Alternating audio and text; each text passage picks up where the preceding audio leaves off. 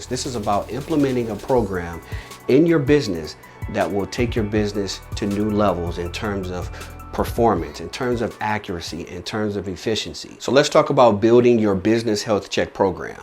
But before we get into it, I want to actually tell you a story that's related to the building a business health check program. So I worked for this company, and within this company, we had external auditors that would come in and audit the process, right?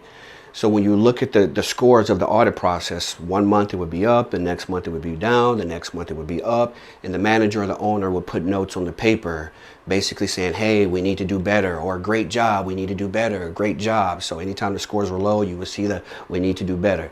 Anytime the scores were high, you would also see great job. So the manager was trying to figure out, how do you stay consistent? Well, it's hard to stay consistent with that when you don't have a program or a process in place in order to monitor where you need to improve, where you need to do better, who's doing what, who's not doing what. Not only that, there will also be times where the employees would say or ask for a raise. You know, some employees would get a raise, some employees wouldn't get a raise. Some employees would get a raise 1 year, not get the raise the next year, or you would give this person a raise, they would get a higher raise, the other person would get a lower raise, and then of course you're not supposed to talk about it, but they would have conversations, and within the conversations it's like, hey, we do the same work. Why did you get a raise? Why didn't I get a raise? But if you have the business health check program, there would be a way to monitor who should get a raise, who should not get a raise, or how much of a raise should they get. Now, of course, that's only one pillar when it comes to someone's performance, but it's a way for you to keep the pulse on your business.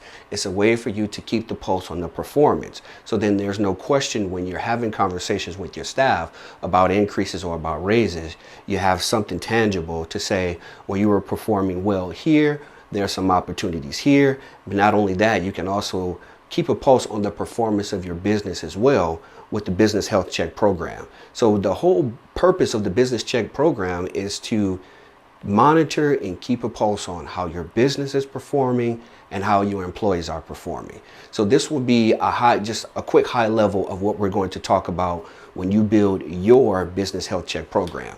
So the first thing you will want to do, and keep in mind, this is for an existing business. We're going to talk about new businesses probably next week or a few weeks from now. But the first thing you want to do is have a kickoff meeting with your staff. You have a kickoff meeting with your staff to talk about the benefits of your quality assurance program. Because of course you want to give them a heads up on what's coming out and why you're rolling out the program. Because some people may think, oh, you don't trust my work, or you don't think I'm doing a good job. So you want to make sure that you address all of those issues and those questions up front during that meeting. Now, the next question will be, well, how is this process going to be rolled out? So first, after you've addressed all of the questions, it's finding someone who's going to be responsible for the evaluation. Who's going to be responsible for all of the evaluations? Who's going to be that QA person that's going to evaluate all of the processes to make sure that everything is functioning properly? So first, once you assign that person, you assign them, then you figure out what all of your processes are. Which all of the processes should be monitored, but making sure, do you have one person that's responsible for each process, or are you going to have one person responsible for evaluating all of the processes? Not only that, now you have to take a look at the procedures, right? Are the procedures current? Are they up to date? Do you have procedures? So that's another thing that would be looked at. Now, once you have identified the person that's going to do the evaluating, you know how many processes you have, you know the procedures. Now it's how often would these processes be monitored? That's another thing. So would they be monitored? Will someone be going in and evaluating these processes once a week, once a month, 2 times a month, 3 times a month? So you kind of have to figure out the cadence on the monitoring. Then not only that, but you also want to make sure that you're providing feedback. Because of course, when you are evaluating these processes, you got to make sure that that feedback is looping back to the employee and also feedback to management or leadership. because they want to know, the employees want to know how they're performing, and also the managers also want to know how the employee's performing, but not only the employee, but the process as a whole. How's the process performing? Is the process broken?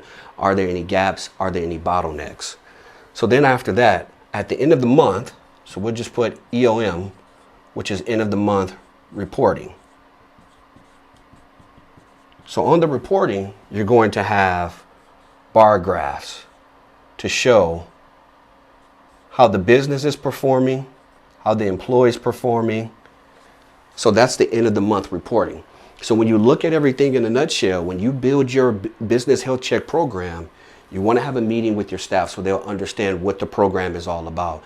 That they want to know that they're trying to keep their pulse on the business, the health of the business, ensuring that employees are doing what they said that they were going to do, what they signed up for. Also, the person that's going to be assigned to evaluate the processes, right?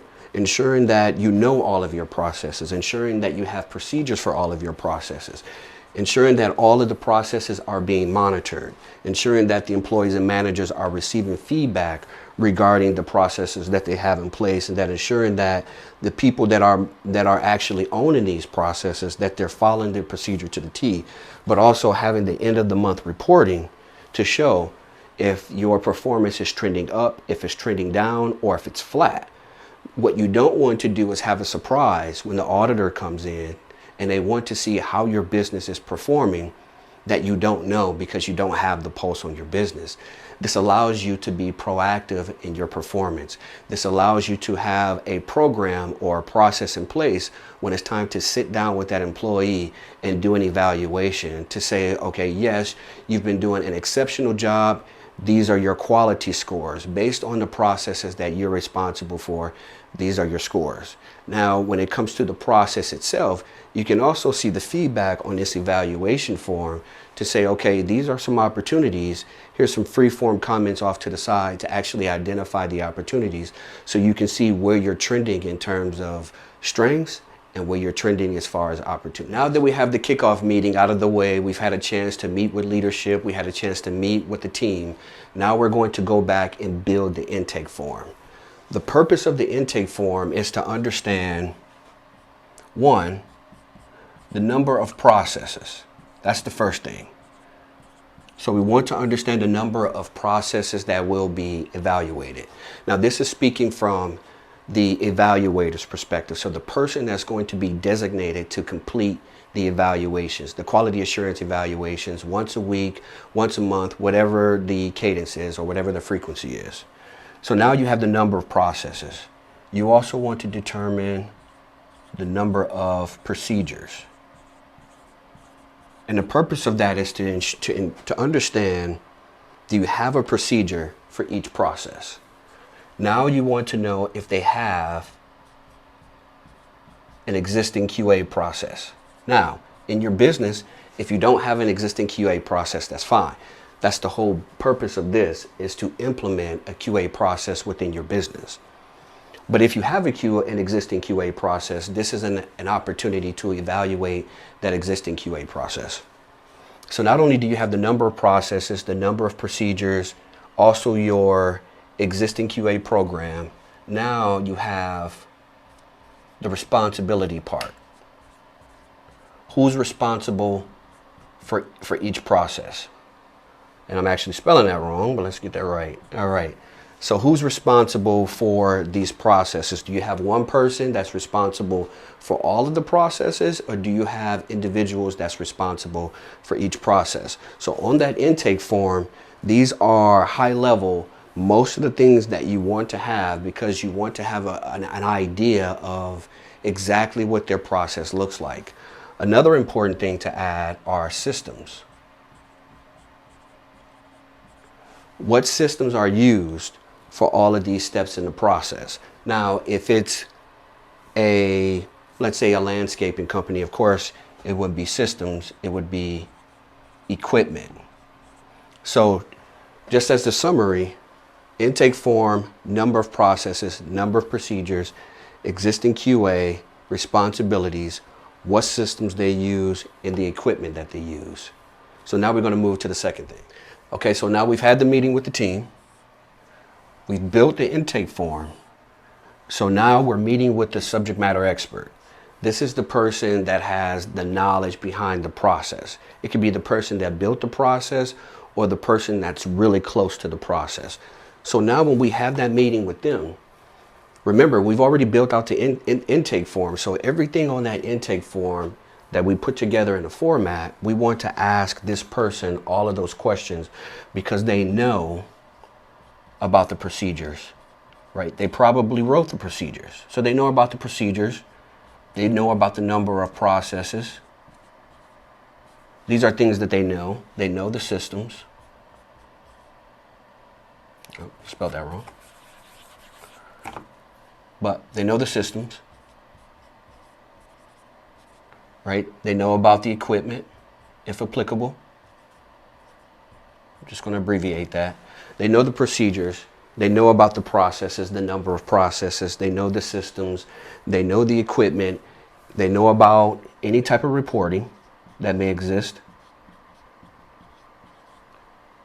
So make sure to add that to your intake form. And they know if there's a current QA program, maybe a QA program that they have internally. So as the evaluator, these are the things that you want to talk through and fill in on that intake form. So as you're facilitating or guiding that meeting, ensuring that you're documenting all of these things in the process, because you, as the QA evaluator or as the business owner that's building this QA program within your business, you want to know everything that you can about the process. You want to know everything that you can about your business. So you're keeping your pulse on the business. You're keeping your pulse on the performance of your staff or other employees. Now we're going to get to the third. Now we've had the meeting with the staff. We've built out the intake form. We've already had the meeting with the subject matter expert. Now we want to request and review.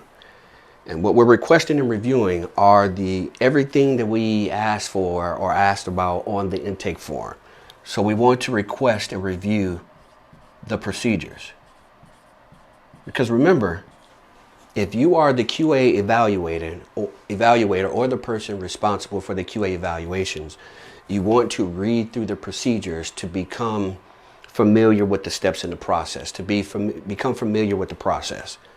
Now you also want to request system access. So remember we talked about system access. And with the system access, I have to make sure I spell that correctly. With the system access, this gives you the ability to follow the procedures. So whatever procedures call for any type of system, you have the access. Now, also the procedures could be equipment as well. So if you need access to equipment, remember to include that. Now also here with the system access, there are some companies, some departments, some lines of business that will not give you access to the systems, right? Because you could have read-write access where you have the opportunity to change or manipulate something. So if they don't give you read-only access or read-write access, then you can request read-only access. So this just gives you the ability to read and not change anything so you can still follow the procedures. If you can't get system access at all, then you just ask for screenshots. Now, screenshots, and this will be further along, but screenshots will give you the opportunity to see what the system looks like. So if the procedure says to go to this particular screen, you're just getting an idea of what that screen looks like. So you're asking for a screenshot of whatever screen or whatever system they're using. And also the next thing is reporting. Now, the reporting is important because if they have reporting, right? Or if you have reporting as the business owner, the purpose of the reporting is to look at the trending. Because if you see the opportunities where they're trending up, then you can see the strengths within the business, which of course you still want to test those just to identify any opportunities to make that process stronger, more efficient, right? Because we're always improving. If you're seeing some opportunities where there's dips or where there's declines, then that gives you an opportunity to pull those things out and ask questions about them. Now, keep in mind, this is about, again, a business health check. This is about quality assurance. This is about implementing a program in your business that will take your business to new levels in terms of performance, in terms of accuracy, in terms of efficiency. So think about it that way. And now that you have these things, you've requested all of these things, you've had a chance to review these things, before you go into the next step, you already have an idea of how the business works. You may not be the subject matter expert, but you've learned enough from these documents, these systems, these processes to kind of wrap your mind around the process. This is part 1 of the Build Your Business Health Check program. Tune in next week for part 2. I'll see you next time.